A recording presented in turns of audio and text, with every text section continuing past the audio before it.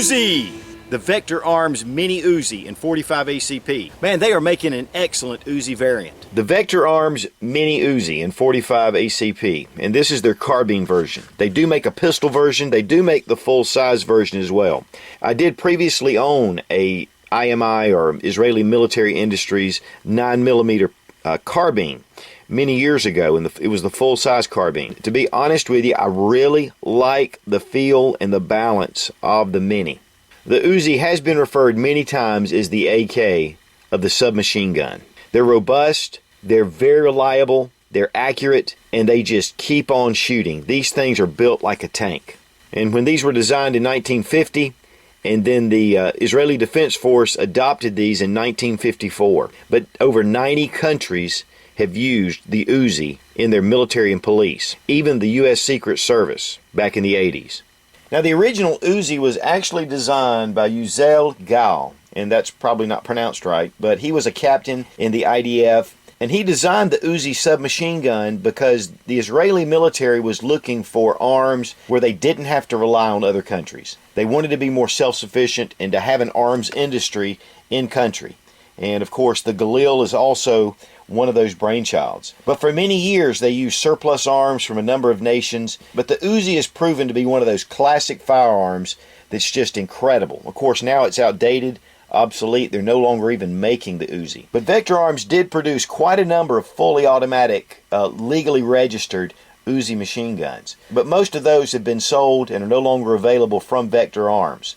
Now they are producing a number of semi-automatic versions that are closed bolt. Now, the Uzi is only made from about 84 parts, but 77 parts of those are from the original Israeli military industry factory guns. And you can still find a large number of Uzi surplus parts on the market, and they are usually fairly reasonable. In the 45 caliber, you're going to have a little more difficult time finding parts than you will for the 9mm version. But the Uzi also came in 41 A&E, and there are 22 rimfire conversion kits available. Now, the Uzi was probably inspired by the Czech submachine gun, the SA-23, which had the magazine that fit up into the grip.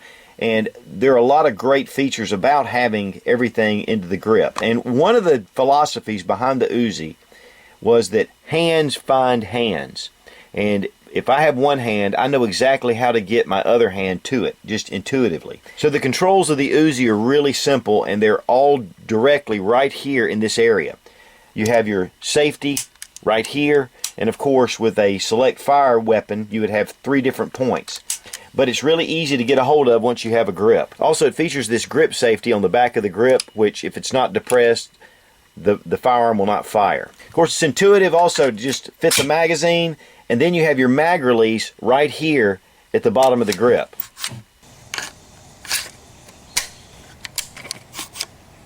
And the rear sight has a little flip down peep sight for 100 and 200 yard settings, and on the front it has an adjustable front post, also protected by these ears. This gun was made to withstand harsh conditions. Your charging handle also has a groove through it to be able to see your sights.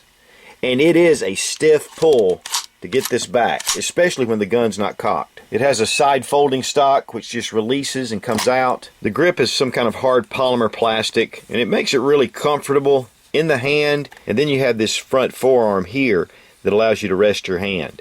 On the standard model, the grip is a little bit longer, but it's well rounded, and because of those grooves, it's really easy to grasp. Vector Arms markings are right here on the top of the lower receiver. Of course, this receiver can take either 9mm or 45 and 22, and of course that's marked right here with the serial number, and then Group Industries, which is the distributor out of Louisville, Kentucky. You can see the parkerizing on this carbine is really nice and refined. No blemishes. Just well done.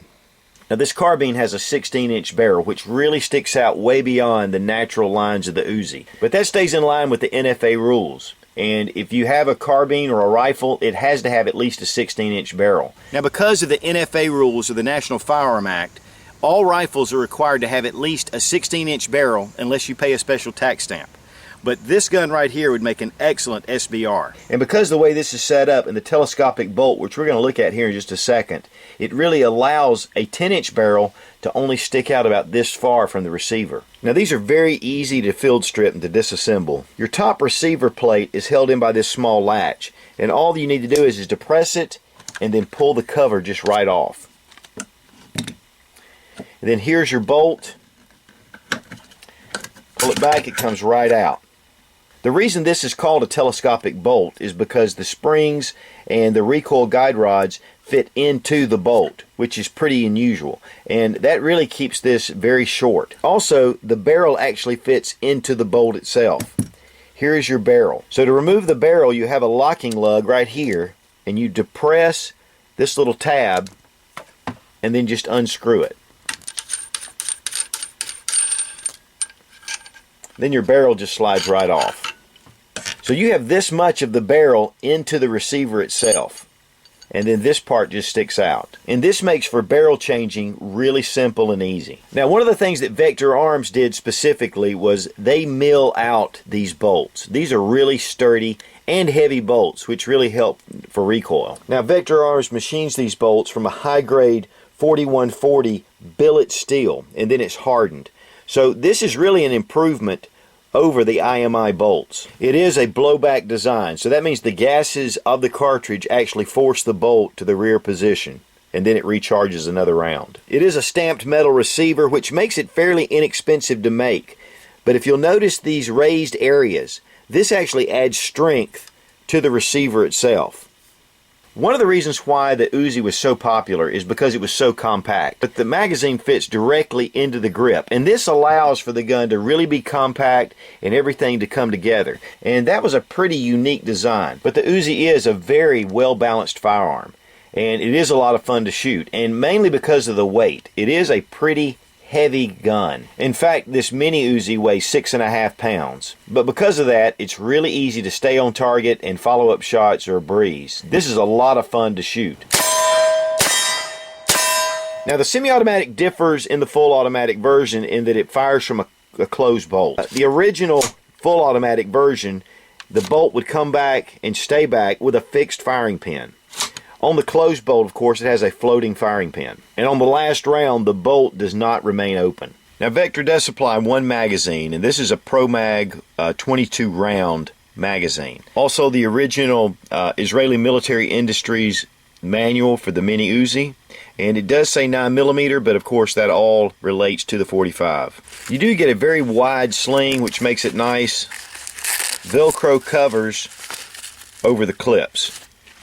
The strap attachment is different than on the standard Uzi, where the attachment is right here next to the front sight, and then down at the bottom under the collapsible stock. The supplied strap have the ends covered. Just pull out the clips. You have an attachment here at the back. You also have an attachment here at the front sight. And these do swivel. Now the sling is fully adjustable, and you can even use it with the stock fully open. And 22 plus 1 of 45 is pretty impressive and expensive. It just keeps on smoking. Now, Vector Arms does produce a number of different Uzi variants, and it does produce the regular full-size Uzi carbine and the Mini Uzi.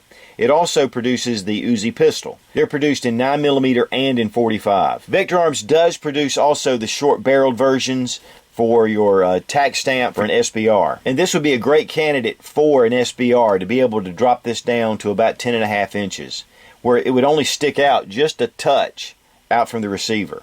And that would get back to the classic Uzi look. IMI, or Israeli Military Industries, produced most of your Uzi pistols and rifles. FN Herschel also produced Uzis for a time. And then in China, Norinco produced a number of unlicensed Uzis, and they were really kind of rough around the edges with a thumbhole stock. But Vector is producing one of the best commercial grade Uzis on the market, and I really think that the fit and the finish, the balance, and the reliability of these from Vector Arms is just exceptional. Vector Arms also puts together AK-47s and many of the H&K variants. So Vector Arms is bringing to market a lot of the really cool classic rifles and the designs that are no longer being imported. And these Uzi carbines are not cheap. They run about $1,299 on the Vector website. The Uzi is a classic.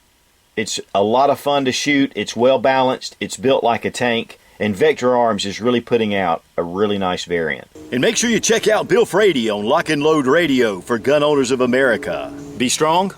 Be of good courage. God bless America. Long live the Republic.